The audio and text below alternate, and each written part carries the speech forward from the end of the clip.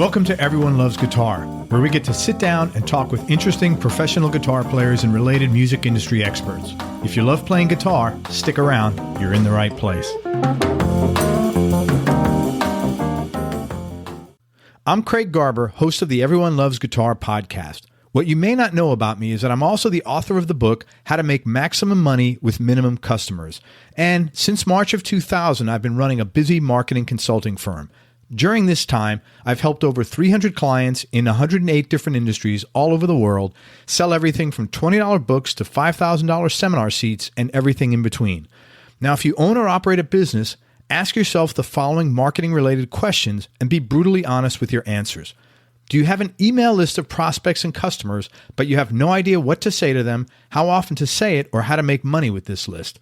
Is your business website consistently generating new leads and making sales? Is it making you any money at all? If not, do you know why? Is your advertising effective? Is it consistently making you money?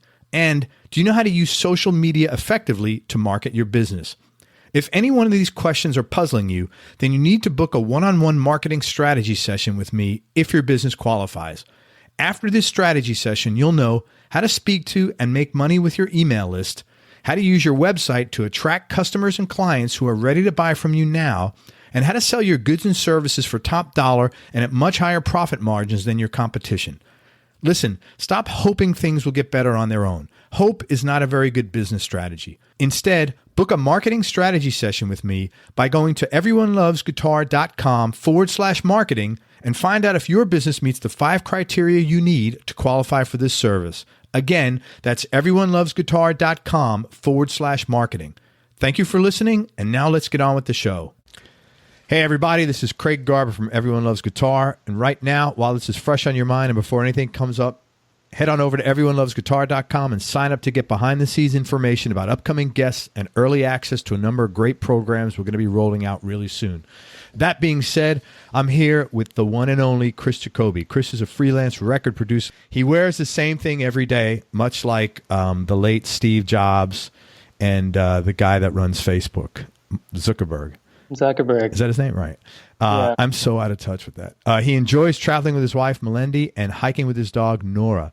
Vices include coffee, single malt whiskey, and his Harmony Sovereign acoustic. And the sole reason he's on today's show is because we have the same vices in coffee and single malt whiskey. He loves helping singer-songwriters and duos capture their sound in the studio, and his goal is to help artists craft records that they don't have to make any disclaimers about.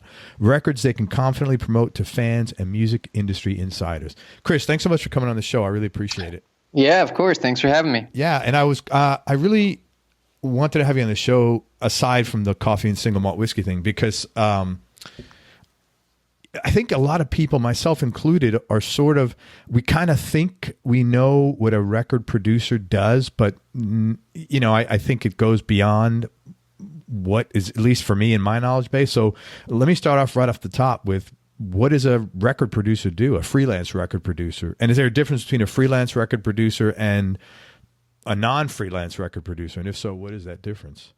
Yeah, so I mean, I'm a freelancer in that I don't work for a record label. That's the only distinction there. Yeah, man, it's really gotten confusing, especially with all this, you know, home recording software and stuff, because anything related to recording is now music production. And so there's a lot of guys that they make beats, sell them online, and they call themselves producers. And not that there's anything wrong with being a beat maker. You know, I'll make a beat for something I'm working on. But that's kind of just one part of the process. Really, it's a producer's kind of like translator for your musical ideas. Bit of a psychologist at times. You know, being an artist can be, you're really stepping out on a limb. So you need somebody in your corner to kind of deal with your self-doubt when you're having those kind of moments. And also bit of a project manager. You're managing the deadline and the budget, scope of the project, and finding the best way to get to the end goal. And then probably a bit kind of like a personal trainer or something, somebody that can kind of push you to perform better, to write better songs, to call you on your bullshit if you're kind of slacking a little bit. So that's the best I could describe it to you. That's cool. Yeah, and that's funny what you said about anybody, because by that definition, I'm a producer, and certainly, unless you're an idiot, you wouldn't hire me to produce anything. Why is an independent artist? Because I've met a lot of guys that have produced their own music, and to be honest with you, most artists that I know, most guitar players especially that I know, that have done a record and produced it themselves, in conversation off the record, or even sometimes on the show, people will say, hey, I think I'm getting ready to do another one, but I need to have, with rare exception, I need to have a producer brought in on this one. It helps me out a lot. And I get that, because a lot of the things you said, for starters, I think if you're a type A personality, which if you're brave enough and adventurous enough to go out and make your own record, you're a type A personality. You don't have too many lazy people making their own records. Right. I know me, up until recently, I would have been very obsessed in my head with getting it, quote, right. And I think now that I'm a little older and I've just been around the block more, I have more of a done is better than perfect mentality. Right. But I think that's a lot of what the players I've spoke to that are looking for a producer second time around want. Yeah, I think the biggest thing that a lot of people don't realize is how much time you're going to save. I started out recording at home in high school, but it was probably a decade before I was able to make something that I thought was actually good and was what I intended on making. So it's like, yeah, it's real easy to start. You can go out and buy some cheap gear, but by the time you get any good at it and you figure out how to like translate your ideas onto the recording and frame them in a great way, well, you've just wasted a decade of your life. And as an artist, and an independent artist, you're essentially an entrepreneur. You're kind of going out and doing your own thing. And as you know, you've owned a lot of businesses and stuff. It's like you don't have time to figure out how to do every single thing that pertains to your business. If let's take every artist, you got to get a press photo taken when you're launching your record and you're putting it on your website and stuff. Well, if your thought process was, okay, well, I'm going to go on a forum and read about the best DSLR to get and how to light this, and then go figure out how to take pictures. Like by the time you get some pictures taken, it's a year later and you don't have time for that. Like your most important thing should be building a relationship with your fans and building that fan base, getting out, if you're starting out, getting better opening gigs so you can get more exposure that way. And to like hole up in your room and read recording forums and struggle with making your guitar sound the way you want it to sound, it's just kind of a waste of time and you're missing the point. So that's probably the biggest thing that people don't realize a producer can help with. And then the other thing is kind of what I was touching on before, where like I'm training for this hike this summer that my wife and I are doing in Peru. So I'm doing some strength training. I've got this, personal trainer I meet with once a week.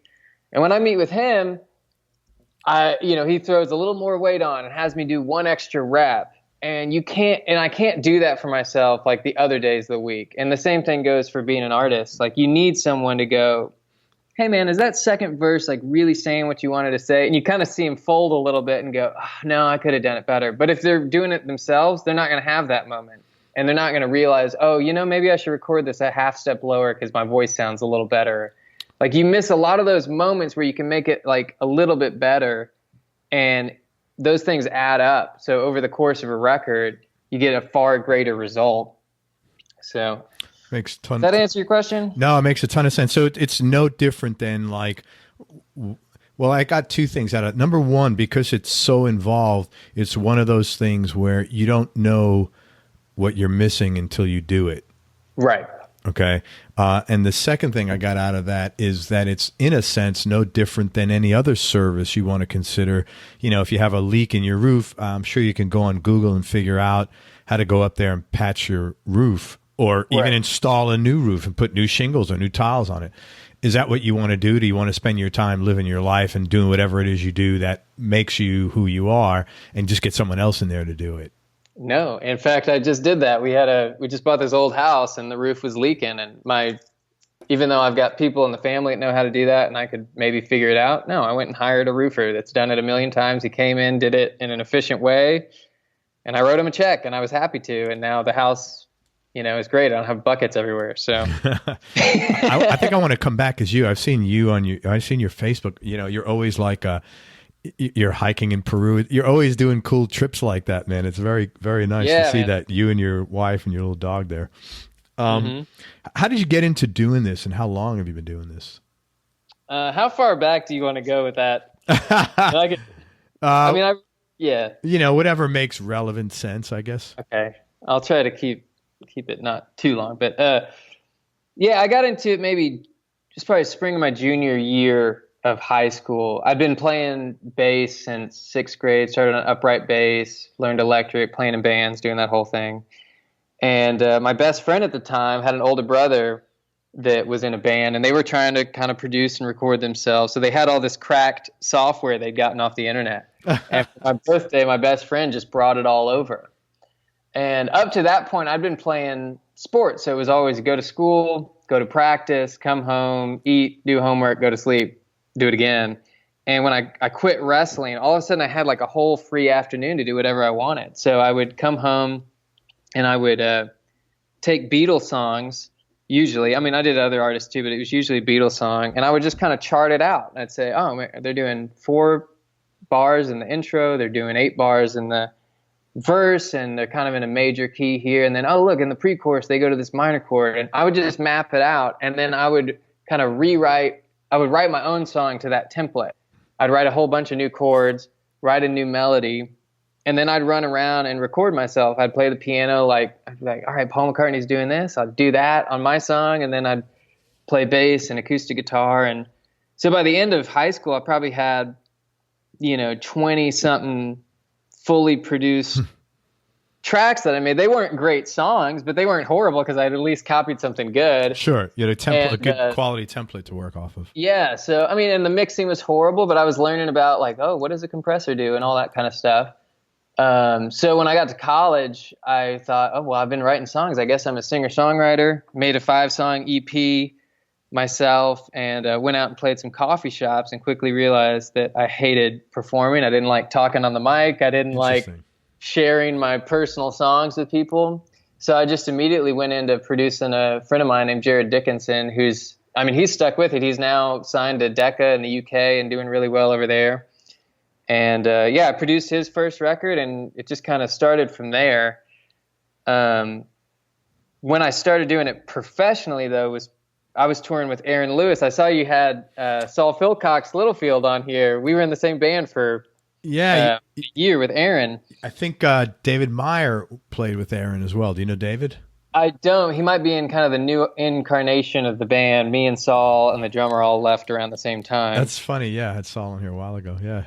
But I'd worked with a band called Penny and Sparrow, and while I was on that tour with Aaron, it was kind of cool. We were in Vegas on the tour, and something goofed up with the hotels, so they put us up at Trump Tower. Wow. It's like fancy hotel. I've got the complimentary robe and slippers on, and my friend called me like, dude, you're never going to guess this record we made, that I produced is debuting number 7 on the folk albums chart, Billboard folk albums. That's the what are they called? Penny and Sparrow. Wow. Yeah, they're a folk duo, kind of out of Austin, and lead singer now lives in Muscle Shoals. But that was kind of the moment I was like, well, cool, maybe I can do this. So I quit the Aaron Lewis tour and started producing full time after that. You were playing bass for Aaron? Playing bass for Aaron, yeah. That's pretty cool. I give you a lot of credit because that's, it's a pretty good gig. Yeah, it was great, big bus tour all over the country, and money was good and all that. So, and that's awesome. I'll tell you the other thing that I don't know if people heard you say that you quit wrestling. Anybody who could wrestle, let me just tell you right now, is really a tough son of a bitch, because it's the toughest sport of any sport that you train for. By far, wrestling is. My son wrestled and he ran track and he swam, and I mean, it was phenomenal, the amount of effort they extract out of you as a high school person, the amount of effort you got to put in there. And it was intense. And I mean, I ultimately had to quit because I was hurting my wrist, starting to have some injuries, dislocated my shoulder. And it was just clear that, like, all right, I'm not going to be all-state wrestler, but I probably stand a chance on double bass. So just started practicing 8 hours a day, and had to go through the whole bass player gauntlet of learning Jocko solos and listening to bad fusion jazz for 2 years there. But, it was good. It was a good period. Very cool, man. In your opinion, what are the top 3 things a good producer does for their clients? And you've talked about some already. And how do these 3 things benefit the musicians that are hiring you? Yeah, I mean, I feel like I have kind of touched on it, but it's really the just like the pushing of performances and songwriting. I mean, that's the biggest thing, if you can get somebody to help you with that. But also, there's just something about having a perspective when it's your music. Like when I've tried to produce my own songs, it's a disaster. I can't tell if it's any good. I don't know if any of the decisions I'm making are right. But when you're working on someone else's music, you're kind of able to step back and just go, oh yeah, of course that's the thing you should make. So anytime they're at a crossroads, I don't know if I should do this or this, it's totally obvious to me which one they should do in that moment. So totally that's pretty big. I guess the third thing, a lot of, especially on the songwriter records, I'm bringing in a lot of players. Okay, so you're bringing in, you're helping put the team together, so to speak. Exactly. Okay. And a lot of people know another guitar player they can call, or a drummer or something, but I've weeded through all the duds. I've hired plenty of bad players at this point, or maybe they're good players but they got a bad attitude, or they don't take direction well. And so I can go, who we need for this is this person. This is going to be the person that's going to help you, capture that guitar sound you want, or that drum part, or whatever. Cool. And so probably that. And you said one thing, you said pushing artists, and I assume in that is not just pushing them, but pulling them back, when to tell them, hey man, you don't need to work so hard on that chorus or whatever. Yeah, I could see that. Absolutely. Is there any cool or unusual stories? I mean, you talked about one with Penny and Sparrow, about any of the bands you worked on or some of the projects you've worked on? I got some funny stories. Yeah. Let me hear one. So, first thing I ever produced was that record for my friend Jared Dickinson. And I knew one drummer that I thought would be good. He was the teacher at the music school at the time. Hold on a second. That guy's not related to Bruce Dickinson, is he? No, he's not related to Bruce Dickinson. Okay. I think it's spelled different. Like he's Ian and Bruce Dickinson Ian or something. But so I get this drummer, and I don't know how long this is going to take. So I'm like, I guess probably need 2 days, because we're doing 15 songs. Book this studio, it's costing Jared a ton of money, and the drummer's an hour late. But he's this super cool jazz drummer around town. You're kind of just really intimidated being around him. And it's my first session, totally green. He comes in an hour late. He's like, well, all right, let's get started. Starts setting up and goes, hey man, I brought the wrong cymbal bag. Wow. Okay. So he leaves for 45 minutes, comes back, finally gets set up, and we're listening to the first tune. And we're like, hey man, do you need anything before we get started? Do you want a water or anything? He's like, this is 11 a.m. He's like, so this is 3 hours later than. Yeah. Okay. Yeah. And he's like, you got any wine? And we're like, are you freaking kidding me right now? We're paying you what per day? And the studio owner's kind of scrambling. He's like, well, I think we got a bottle of red in the house. And he just looks at us totally straight face. Yeah, I was thinking white. So you at this point, you didn't realize that he's an alcoholic or a dick or something like that, right? I don't know. I mean, all the signals are he comes in late and then asks to drink at 11 a.m. Yeah, and then he did knock out 15 songs in 4 hours, which was pretty impressive. Yeah. He was not the right drummer for the gig. The feel wasn't right, and then we were scrambling because we still had a day and a half in the studio. Oh, we weren't planning on this. What are we gonna do? But Yeah, I've just had a lot of experiences like that with players that are just like, and I'm never calling you again. So, It's interesting. When I first started doing this podcast, I thought initially that I would run up against that a lot, the quote stereotypical musician. But I quickly realized that guys that are of a certain level, they are so punctual and so conscientious. I think 1 out of maybe 160 interviews at this point, someone's been like just irresponsibly late.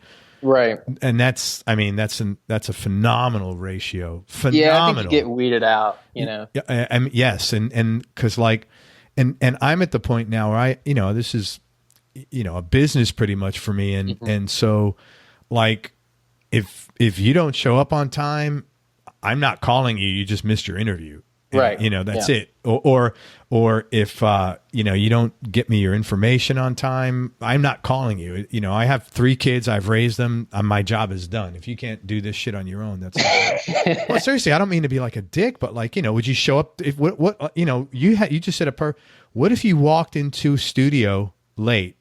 Now you were new at this, but I guarantee you today, if someone did that to you, you'd just turn around and say, hey man, unless it's an act of God, you'd say, we got somebody else. Yeah. Yeah, you're not going to. I mean, and usually the case, it just doesn't happen anymore. Right, but the first couple times it did, it was just like, okay, well, you're off the list. And both, actually, all 3 of the guys I can think of right off the top of my head that it's been that kind of scenario were phenomenal players, Yeah. But their attitude was just like so unbearable. And it makes the artist feel uncomfortable too, to be around these people. You want to be around players where they feel comfortable going, hey man, like I really like what you played, but can you try it like this? And the player just goes, yeah, sure. And you want to, and if you're spending all that money on studio time, you want to be with a team that's happy to be there and excited for the opportunity, because they're working for you, man. And it's like you're showing up to your job late day one. Fuck that, man. You're done. Yeah. So I totally get that. Mm-hmm. Hey, what are you working on now that's got you excited? So I'm working on 2 different projects right now, and it's really cool because they're like polar opposites. That is cool. I hate getting pigeonholed where I just work on like the same type of project over and over. So one of them's with this band called Willow City. I hate to say that they are a family band. They are related, but it's not like their mom plays bass or something. They're siblings and they all sing in harmony. It's not the Partridge Family. It's not the Partridge Family. But yeah, they're from Fredericksburg, which is a little town kind of near San Antonio. And we're making, I would say, a pop folk or maybe a folk pop record with them. And it's just like really upbeat, fun music with a lot of good vocals. And then the other thing I'm working on was this artist from Dallas. Her name's Kelly Marie. And she's a singer-songwriter. And it's real like dark and dirty sounds, like lo-fi drums and horns and pianos and that's interesting. Music. I don't want to say it's like depressing, but it's dark, it's heavier. And so it's really cool to get to work on, poppy stuff, but I'm not always working on poppy stuff. Then I get to work on really kind of moody stuff too, which I might do a little better job on. I've had more experience working on that kind of genre, but. How old is she? Kelly, I think she's late 20s. Oh, that's such a Nashville sounding name. Kelly Marie, I figured she'd be like busting out the country stuff when you said that. Yeah, well, totally her name's different. Kelly Spencer. It's kind of like her artist name is Kelly Marie. But she's got that kind of very like retro look about her. But it's kind of a cool mashup. It's like you see that and then you hear the songs and they're dark and moody and cool. So that's cool. Yeah. It's interesting when it comes to names. I'll have interviews with a lot of guys that are fairly well known and their Skype name is different. And I'll say, oh, this name is your stage name? They're like, yeah. I'm like, oh, that's interesting. And a lot of them I'm like, man, your real name is pretty cool. I would have stuck with that. Yeah. Like that's a pretty badass name, but everybody's got their own thing. How did you get hooked up with these 2 gigs with Willow City and Kelly Marie? How did for people wanting to do this or wondering how did, you've been doing this a while now, obviously. I mean, does it come from referrals, most of your new business? Yeah, most is referrals. So Willow City, there was another producer here in town named Matt Adler. and he took another job and has since moved out of San Antonio. So anytime he would get a call, he would refer it either to me or this other guy in town, depending on what the project was. So Willow City, they used to be a band called Four Approaches, which was more of like a traditional bluegrass band. And he hooked me up with them a few years ago, and now they've rebranded and they're doing this new thing. So they called me up. And then Kelly, I've known her brother-in-law. He's a guitar player I met in Austin a long time ago. Very cool. For a long time. So it's either that or people, just find me usually through the Penny and Sparrow records, see my name on the back of all those, and send me an email or something like that. So that's got to be pretty cool. It's great. Yeah. Yeah. It's funny because I've got this. I understand. I know how that feels because now that I've got 100-something episodes published, I'll get phone calls or I'll get connected with people, and they'll say, "Yeah, I want to do your show. I love it." And it's really like, oh, like in the beginning, nobody knew it. Yes. So it's kind of cool. It's a nice feeling that because you see the numbers, but like you always wonder, is anybody really listening? Right. Yeah, totally.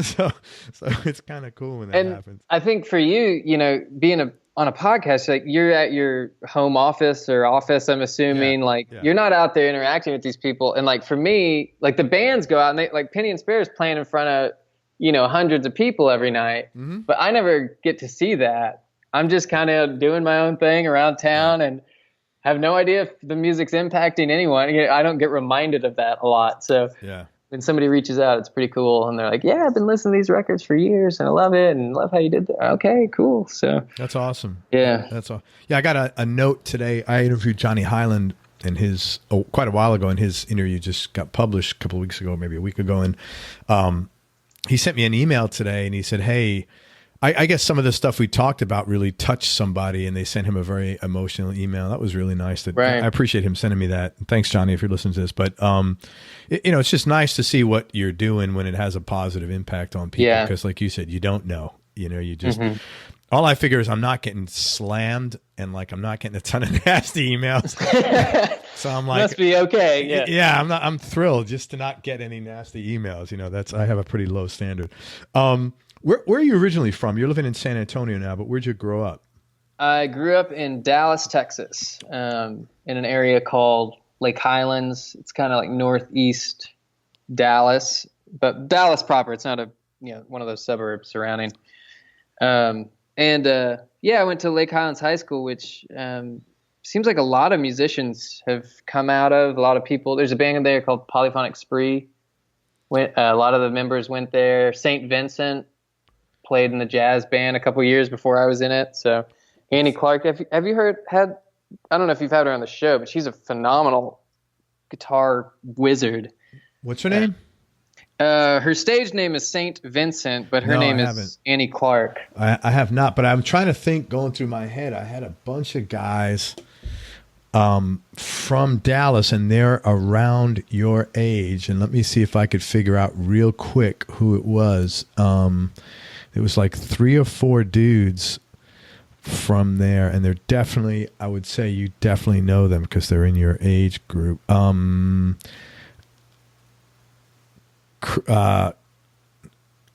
Covington, maybe? He's a bass player. Didn't ring a bell. Yeah, I haven't been there since high school, so if they're still in Dallas. No, they're in Nashville now, but they're around your age. But they said the same thing that Graylin Stewart, drummer. They might have gone to the Arts Magnet or something. Yeah, but we've got a really great Arts Magnet there. But yeah, a bunch of guys that told me that there's certain pockets of Dallas where a lot of musicians came from. Yeah, totally. So what was your childhood like? You have a good childhood? What was it like growing up? It was excellent. That's awesome. 2 awesome parents, great brother, only fought a little bit. Yeah. Yeah, lived in the same house the whole time, and yeah, it was awesome. Is your brother involved in music at all? No, he's a carpenter, and he actually still lives in Dallas. Worked in insurance for a while, and he played guitar. He kind of and was really the person that convinced me to play the bass. So that's awesome. What's your brother's name, man? You want to do a shout out to your brother, man? His name's Jeff Jacobie. Jeff, shout out. Thank you. How about mom and dad? What kind of work did they do? Dad was a general contractor, home builder. My mom was a stay-at-home mom for the most part, and occasionally took a odd part-time job if we needed a little extra cash or something. But well, I imagine your dad being a builder in Dallas, it's like feast or famine. You've had periods of I'm sure that's just the way the nature of that business is, and I've been friends with loads of GCs over the years. So what prompted you to move to San Antonio?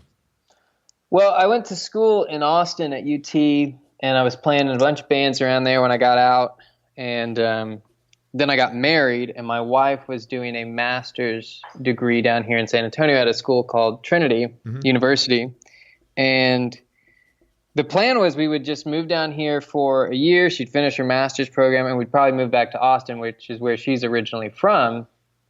But when she got out, it was this is probably 2011, so it's kind of in the middle of the recession. Yeah. And despite being a teacher, which seems to be a job you could have anywhere, there just weren't any jobs. I mean, I think maybe she got 2 or 3 interviews here through her school connections, and she ended up landing this job that she still has today that she loves. So cool.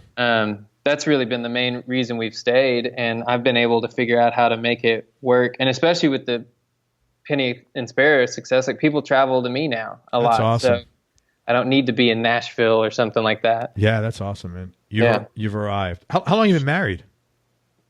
Coming up on 8 years now. Wow, that's a long time for a guy. Congratulations, man. That's nice. Thanks. It's a long time for someone your age. You got married really young. Oh my gosh, yeah. I didn't realize it at the time, but now I'm like, man, we were babies. Yeah.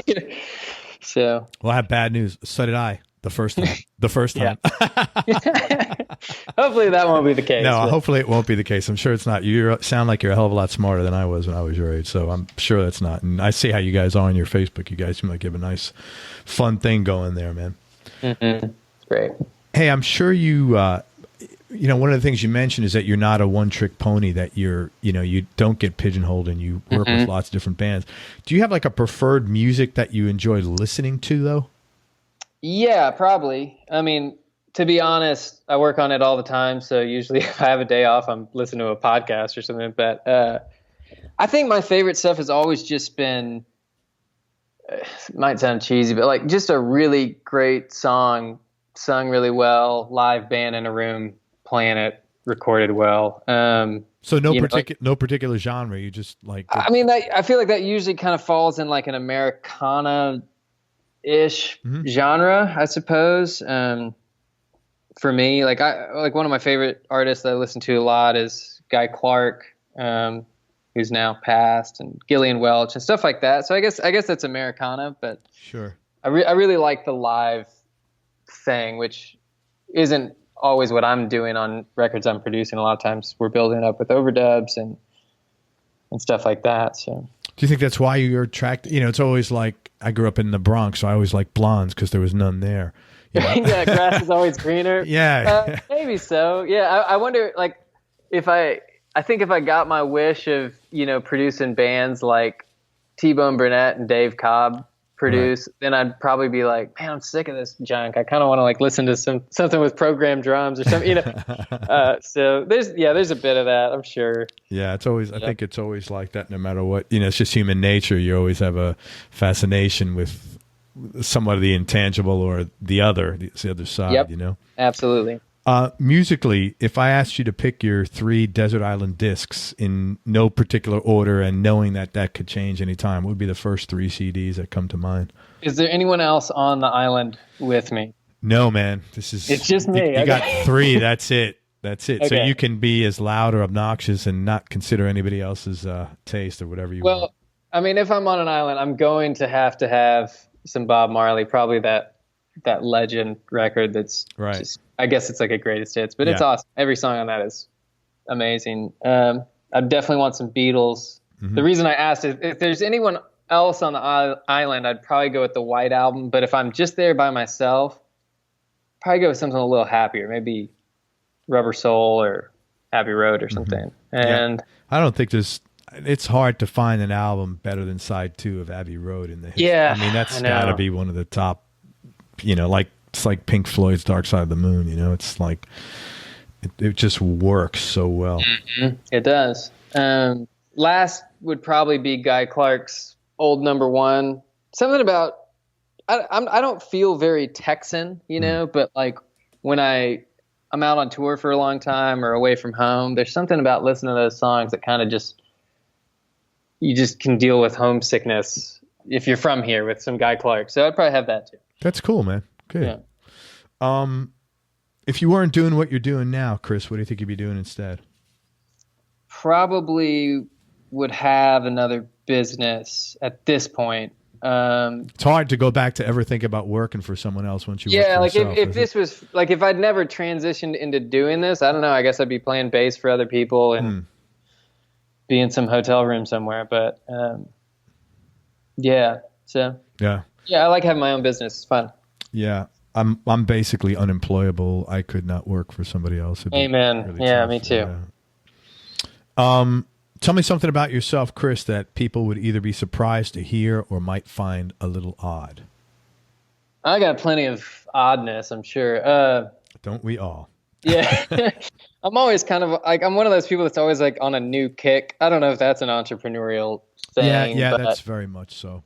Right now it's like I'm really into lifting weights. I haven't lifted weights since I was wrestling in high school, but now it's like I'm super into it.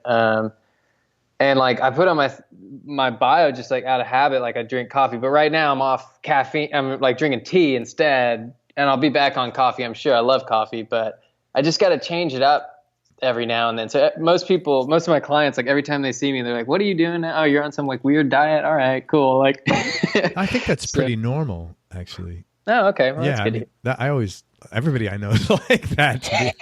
To be honest with you. Everybody I know is kind of like that, you just find things you're interested in and you do a deep dive. And, I know you're into marketing, and one of the cornerstone concepts is when somebody gets into something, and they buy, you got to sell them a lot of stuff, because that's how most people are. They get really into something. And, like I was into sketching a while back, so I bought like a shit ton of stuff. It's just, that's how it works, so I think that's pretty normal, actually. And by the way, I'm going to send you something. I'm only sending you because you said you're into weightlifting. Just text you that thing. Oh, great. Okay. Which you'd be surprised to see, probably. Most important person in your life? Hands down, my wife. Cool. That's nice to hear. What's your non-musical superpower? I don't know. I listened to Saul's interview the other day, and I think you asked him something similar. He's like, "No, this is like my only hobby." I think I'm kind of like that. It's just this is my life. I mean, I just try to find other people to do all the other stuff in my life for just hire somebody to mow the grass because I don't know how to do that. I know that's embarrassing, but my dad had a bad back growing up, so he didn't do it. I never learned, and I'm not going to learn now. It just seems like. Well, here's the good news. When it's all over, I'm very confident one of your regrets won't be I didn't mow the grass. So yeah, exactly, right. Don't worry about it. Biggest business or personal win? Oh man, this last year has been incredible. I don't know if it's like a one. There hasn't been like one thing, but last year, around this time, man, I was freaking depressed. Like business had really dried up, and I was thinking about quitting, but probably like a lot of musicians, I was like, man, I've never had a real job. I always just like played gigs, and then I fell into this recording thing. Like, what am I going to put on my resume if I need to go get a quote real job? Yeah. And so I kind of added it all up. I was like, all right, how much do I need to make? I'd never done that before. I'd always just kind of taken whatever came to me. Mm-hmm. And I had this like impossible, scary number written down. Like, I have no idea how I'm going to do that. So I started thinking, all right, well, I'll start another business and I'll figure out how that'll work. And somewhere along the way, like I've just figured out how to make this one work. I mean, there's still stuff I need to improve on, of course. But here I am a year later, and I'm really close, probably 90% of the way to that giant number that scared the daylights out of me this time last year. So this year's been a really great win on all levels. That's great, man. I'm really glad to hear that, and it'll keep getting better. And you may have a bum year here and there. That's only normal when you're having a business. Yeah, it's life. Yeah, Totally. Especially this isn't like a necessity. People don't need to make records. So, yeah. I'm sure.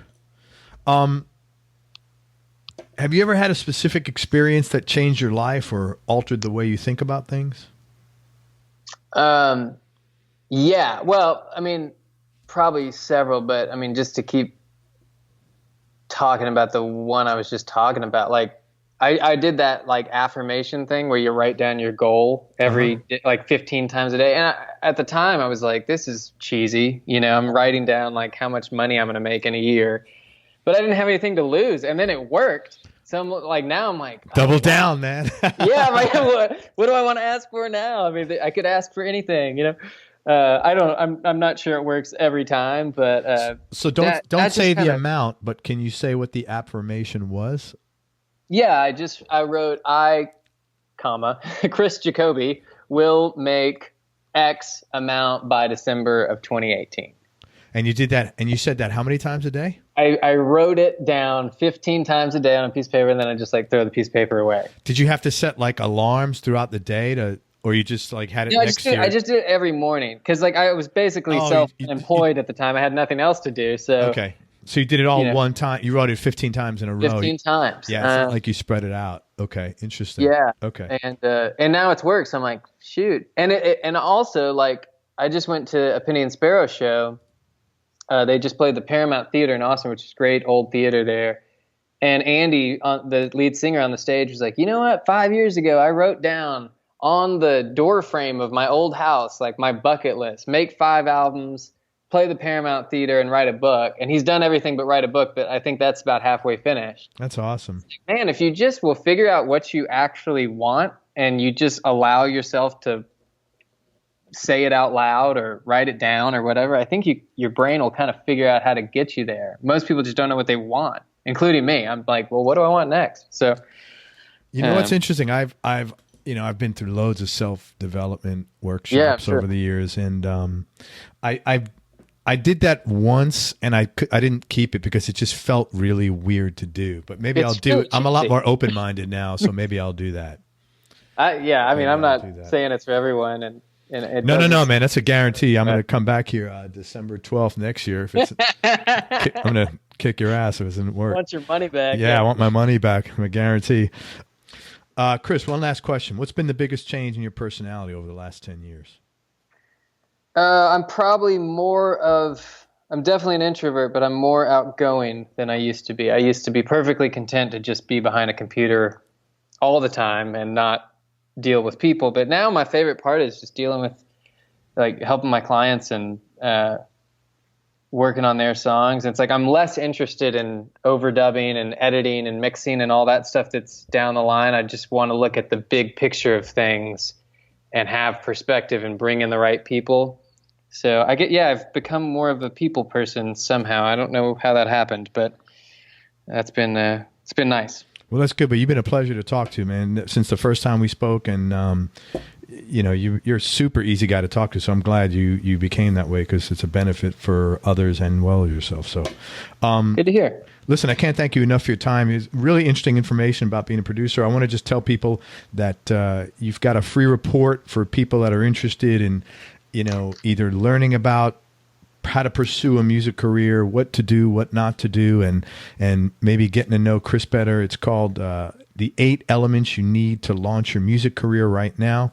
And it's a checklist as well. And you can get that at 8 Elements, the number 8 Elements.chrisjacobie, CHRISJACOBIE.com. Again, it's 8 Elements, the number 8 Elements.chrisjacobie.com. Any last words, Chris? No, that's it, man. Thank you. No, man. Thank you very much. I really appreciate it. Thanks for being so open. You've been a pleasure to talk to. You're a super nice guy. And, I expect to hear big things out of you production-wise, man. Cool. Have a good one. You too, man. Everybody, thank you so much for listening. I hope you enjoyed this interview and learned a lot like I did. Thanks again to Chris Jacobie for spending his time with us. I definitely appreciate it. And go to everyonelovesguitar.com and sign up to get notified about future episodes along with some cool stuff for guitar players. Now, be nice, go play your guitar, and most important, have fun. That's what it's all about, man. Till next time, peace and love. I'm out. We hope you enjoyed this show. If you did, subscribe to the Everyone Loves Guitar podcast, and you can do this online at everyonelovesguitar.com or on iTunes.